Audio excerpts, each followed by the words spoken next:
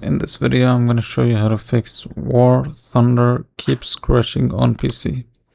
So first thing I suggest is go to Task Manager and basically exit the game. So if you see it here, you want to right click and then end task.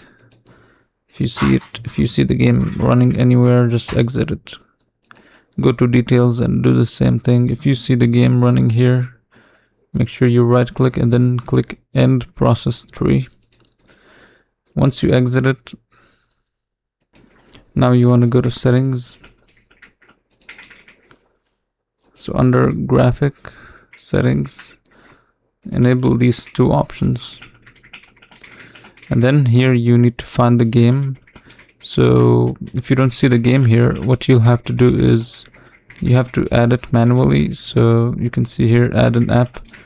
And once you find the game folder, you will have to select the .exe game folder. Once you add it, you should be able to see it here. So what you'll do is, for example, here, you'll find the game War Thunder and then you'll set it to high performance. Once you've done this, you can just close this down. And then another last thing you want to do is, before relaunching the game, make sure you go. So I'll do this for this game. You can follow the same steps for War Thunder. So you want to right click on War Thunder and then go to properties, installed files, browse. So here where it says the game, like where you find warthunder.exe, you want to right click on it and then go to properties, then compatibility.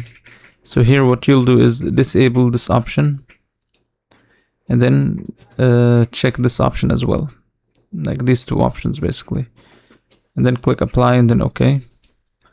And once you do this, try to relaunch the game and hopefully it should work.